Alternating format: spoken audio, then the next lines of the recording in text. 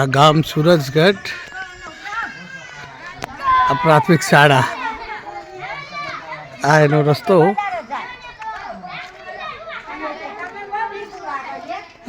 બરાબર, સ્કૂલમાં જવા માટેનો રસ્તો પ્રાથમિક શાળા સુરજગઢ.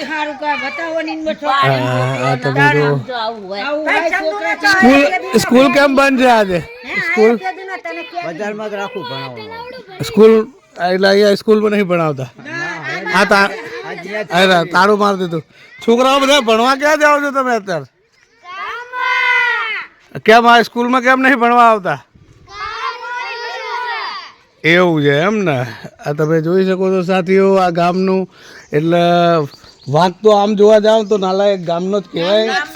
બરાબર, એટલે કોઈ સરકારનો કે કોઈનો વાંક નથી, સાહેબોનો કોઈનો વાંક નથી.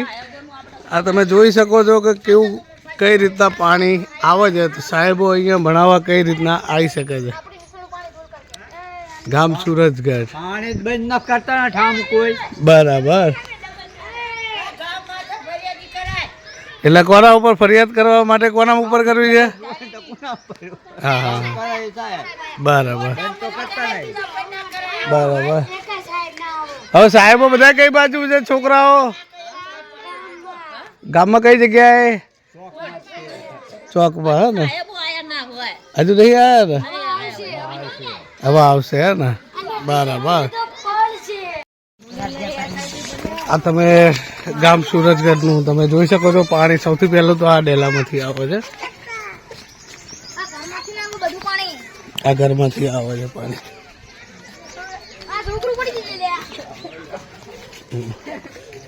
ચાલો આજે બીજા ધીરે ધીરે બધા સ્ટેપ બાય સ્ટેપ બધા ઘરો જોઈ લઈએ ને જ્યારે અહીં પાણી આવે.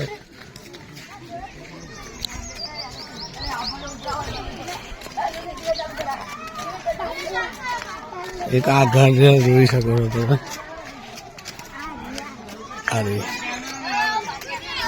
પછી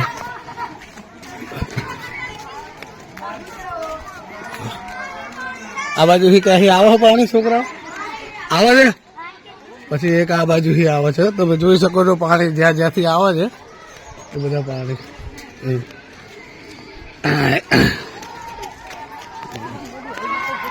હવે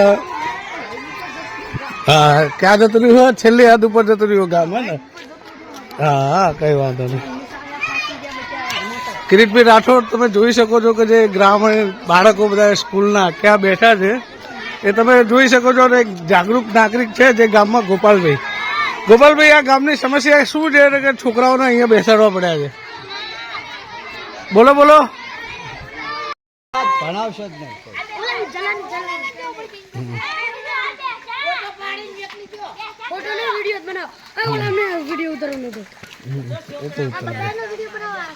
અચ્છા, બધા છોકરાઓ અહીંયા જ ભણવા આવે છે ને? આ સ્કૂલ તમે જોઈ શકો છો. આ સુરજગઢની પ્રાથમિક શાળા. આ જુઓ તમે કે કઈ રીતના જીવન છે આ ગામનું. બરાબર. હવે ગુજરાતમાં કહેવામાં આવે છે કે ભાઈ ગુજરાતનો વિકાસ. આ તમે વિકાસ જોઈ શકો છો. જે ગુજરાતના ગામડાઓ કહો છો ને, આ ગામડાનો વિકાસ તમે જોઈ શકો છો. ભાઈ કેવો વિકાસ કેવો છે? વિકાસ કેવો છે? સારો છે કે નહીં? બરાબર. કેવો વિકાસ કેવો છે છોકરાઓ? બરાબર. તો આવો વિકાસ હોય તો કઈ ભણવાની મજા આવે ને? તો એના માટે શું કરવું પડશે? બરાબર. ચલો, જો આ બાળકોને ખબર પડે છે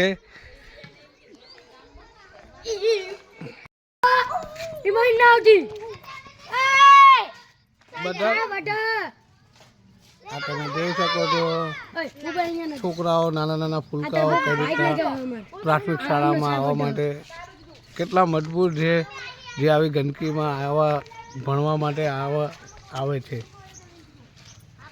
બેટા શું બહુ ગંદકી છે ગામમાં?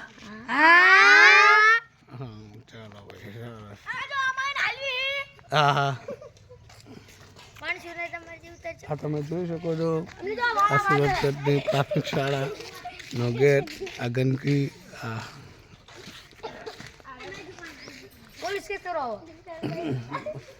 ભાઈ અમે પોલીસ કેસ કરવા માટે તૈયાર છીએ આ જોઈ શકો છો સુરત ગેટની પ્રાથમિક શાળા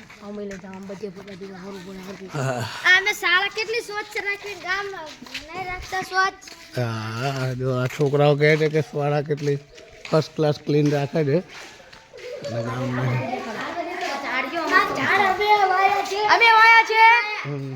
વાહ અને તમને ખરેખર ભણવાનો બહુ ઉમંગ છે વાહ ભાઈ વાહ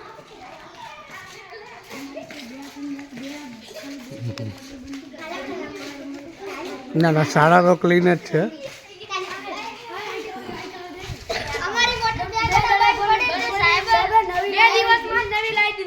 વાહ ભાઈ વાહ સરસ સરસ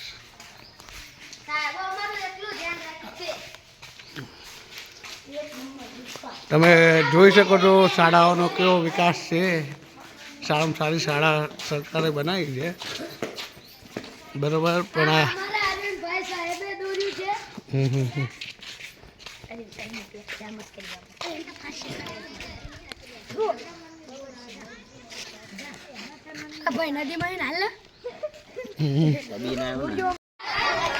કહેવામાં આવે છે કે દેશનું યુવા ધન એટલે બાળકો કહેવાય છે અને આજે બાળકોની પરિસ્થિતિ તમે જોઈ શકો છો કે કઈ રીતના બેઠા છે આજે તો અમારા ગોપાલભાઈ કઈ જણાવવા માંગશે જે ગામના છે ગોપાલભાઈ કેમ બાળકોને અહીંયા બેસાડવામાં આવ્યા છે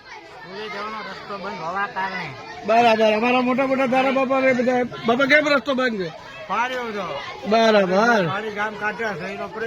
બરાબર એના કારણે બાળકો અહીંયા બેઠા છે ને બરાબર જે બાળકો દેશનું ભવિષ્ય હોઈ શકે છે એ જ બાળકોને આજે કઈ રીતના બેસવાનો દિવસ આવ્યો છે ગામ સુરત ગેટમાં તમે જોઈ શકો છો ના અહીંયા કોઈ સાંભળવા કોઈ તૈયાર છે કશું જ નહીં બાળકો સ્કૂલે આવવા તૈયાર નથી એટલા માટે અહીંયા બેસાડવામાં આવેલા છે તમે લોકો જોઈ શકો છો જે ભેંસો આવે છે તો બાળકોને કેવી તકલીફ પડે છે જોઈ શકો છો તો આ જોઈ શકો છો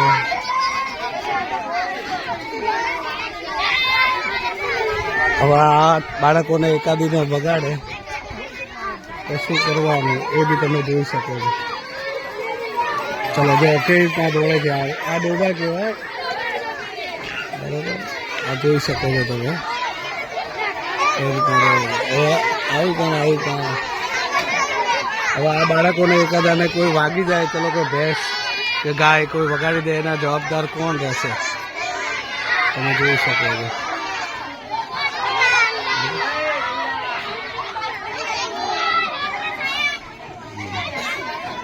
આજે બાળકોની હાલત તમે જોઈ શકો છો કેવી છે ભણવા માટે કેવા મજબૂર થઈ ચૂક્યા છે તમે એમના મોઢા જોઈ શકો છો